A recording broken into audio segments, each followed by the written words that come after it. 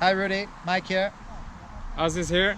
Just so that you know what's waiting for you when it's time for you to get your 16X. Take care, hope you feel well. Peace. Bye-bye. Here we are at Hagsätra IPEA, the sports track in Hagsätra. Today I am with Asis.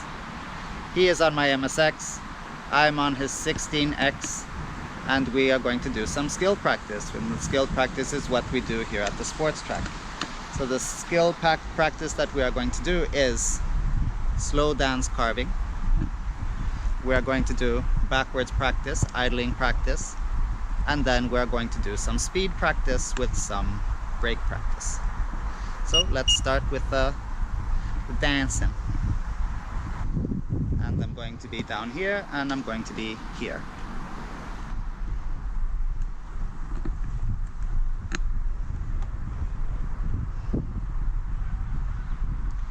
Det här lär oss the motorcycle lean.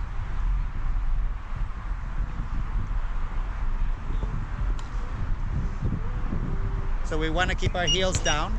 We want to keep our feet flat. And this becomes a big ankle mobility and hip coordination exercise with some upper body rotation for counterweighing the lower body rotation.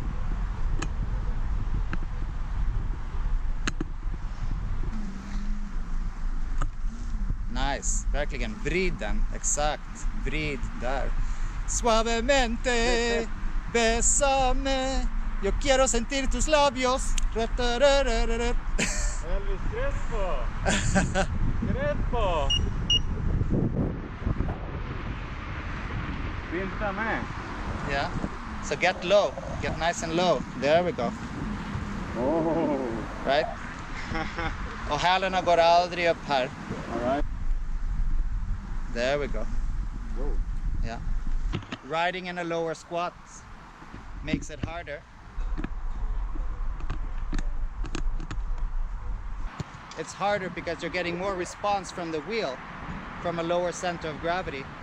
You don't have the same contact with the legs either, but you learn to shift and be loose on your ankles. Loose ankles, twisting hips, twisting upper body. Right? It's not an electric scooter.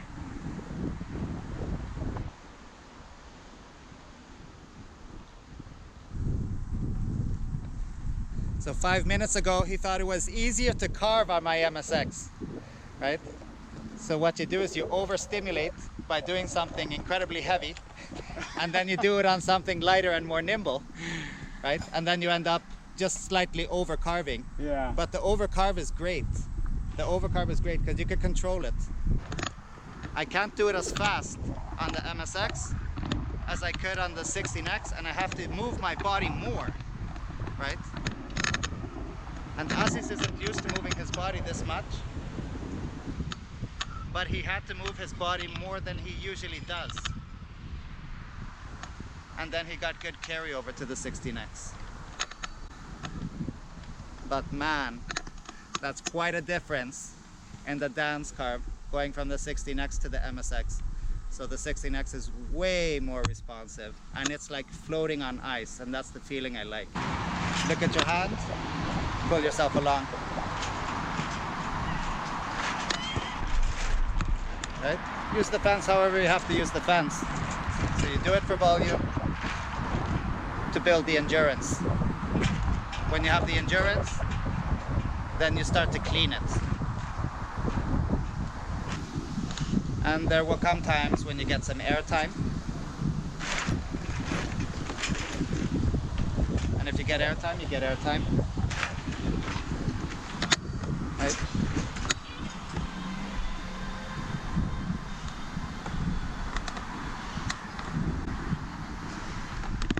Whew. I almost overcarved it backwards because to me the 16X is squirrely. Why are you so squirrely? But it's like floating on ice, and this is what I want. Right?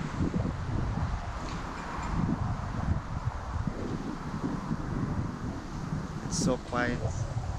So beautiful and quiet. What the fuck, man?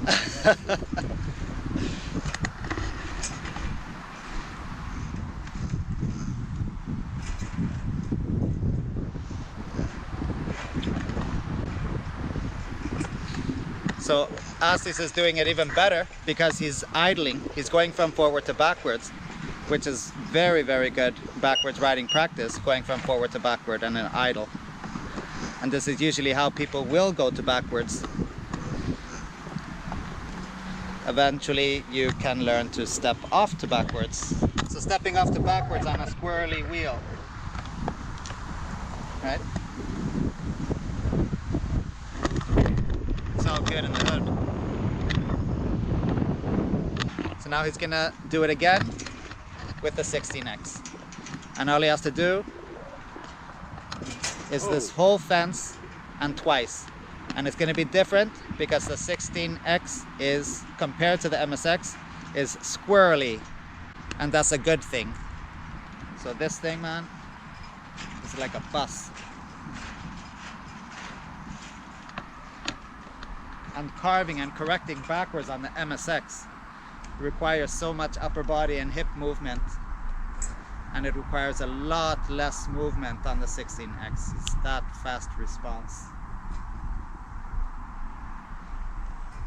And I'm gonna try that out in a bit by doing figure eights backwards on the 16X.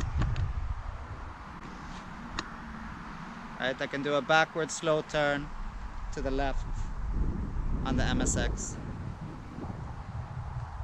Well, slow turn. It's a turn, isn't it? And I can control the angle and I can control the tilt, right? And sometimes it'll dip and I'll speed away. But on this side, man, on this side it's just terribles. So this flailing arm here, you know, I need to find my angle. There, I fell too hard, accelerated too hard.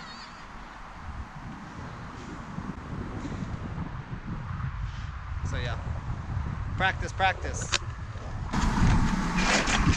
Foot position is perfect, equal front and back, the middle of the middle. The other day I had a chocolate donut, the kind that doesn't have a hole. The middle of the middle, man. It had chocolate sauce in it. It was good. It was good. The middle of the middle, man. That's the place to be.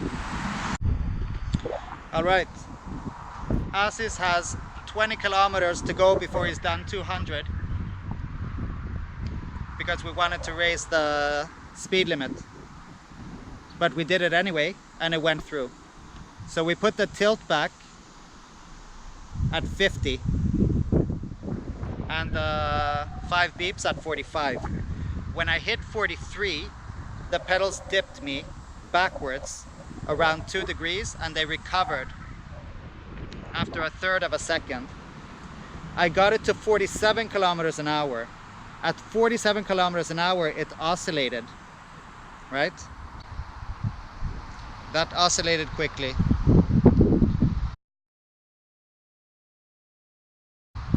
So when it oscillated front to back, it did it 3 times. I slowed down and it recovered. For me, this is a tilt back or a pre-tilt back problem at that high speed. I did hit the tilt back at 40 before we rose it to 50, and the tilt back was great. It was perfect, it was smooth, it was a wave that put me back. But this, man, no. Let's see if the firmware update fixes this.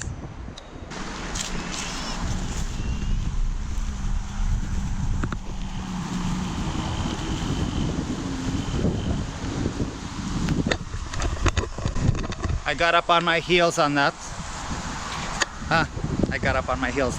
I got up on the balls of my feet on that, right? There is no magic leverage on a 23 to 25 kilo 16 incher.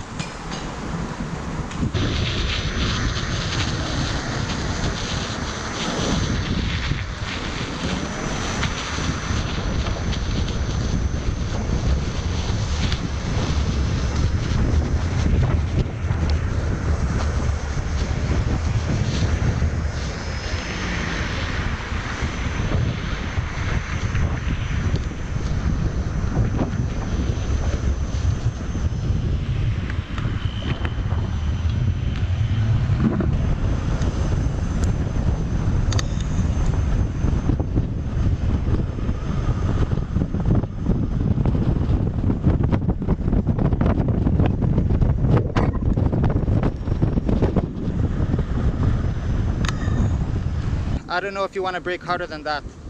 If you want to brake harder than that, it's on you, right? But you'll fall off on your ass.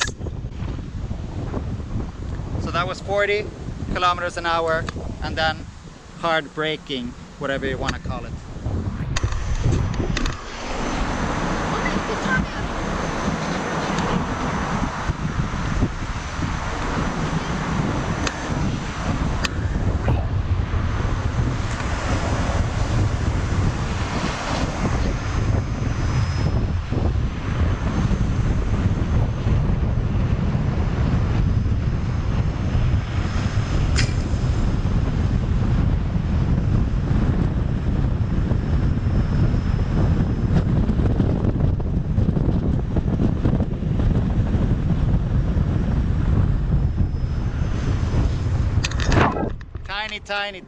Tiny bit of wobble at the deceleration from 5 kilometers to 0.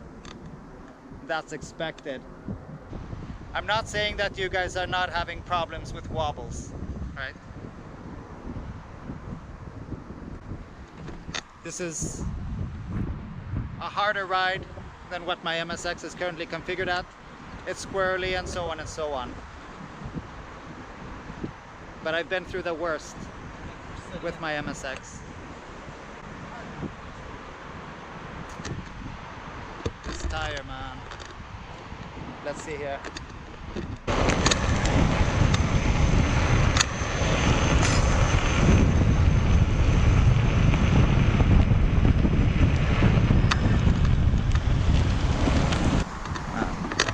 This thing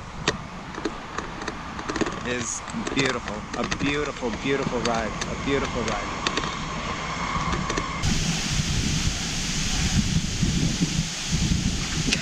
Swan back. Swanee. Alright, so today I tried the KS16X and did some riding on it. And I rode it on some bumpy asphalt, sidewalks, roads and stuff like that. And what I noticed is that when you stand on the 16X, that's when I stand on the 16X anyway, my legs don't touch the sides. My calves slightly graze the sides. So that leaves me just standing on the pedals. Babies. Oh my gosh, you brought your babies. Hello, babies. So they don't like us near their babies. No, of course not. So just having your pedals while riding the electric unicycle means that any irregularities on the road are going to translate to side-to-side motion. And that side-to-side motion is going to be a wobble, it's going to be the wheel tipping and so on and so on. Which I solved by slightly pressing my calves and legs a bit more on the pads. Which means you have to make an effort, you have to make a conscious effort to do a tiny bit of pressing. So I would say that the 16X is an advanced wheel, and it will require a lot from the rider to have equal amount of pressure on the left foot and on the right foot, and being to adjust that pressure very quickly and very dynamically in response to any irregularities. And it's a little bit like riding a razor, riding an edge on that wheel, and it feels very free and very nimble. As soon as you get it up to 5-10 kilometers an hour, you're not going to be able to tilt it with your feet. You need to get your legs in there to tilt it a bit. So it feels a bit scary compared to riding an MSX or a Nikola, where you feel more planted with your feet on the pedals and your legs on the pads, right? Alright, that's it from us. Have a nice day.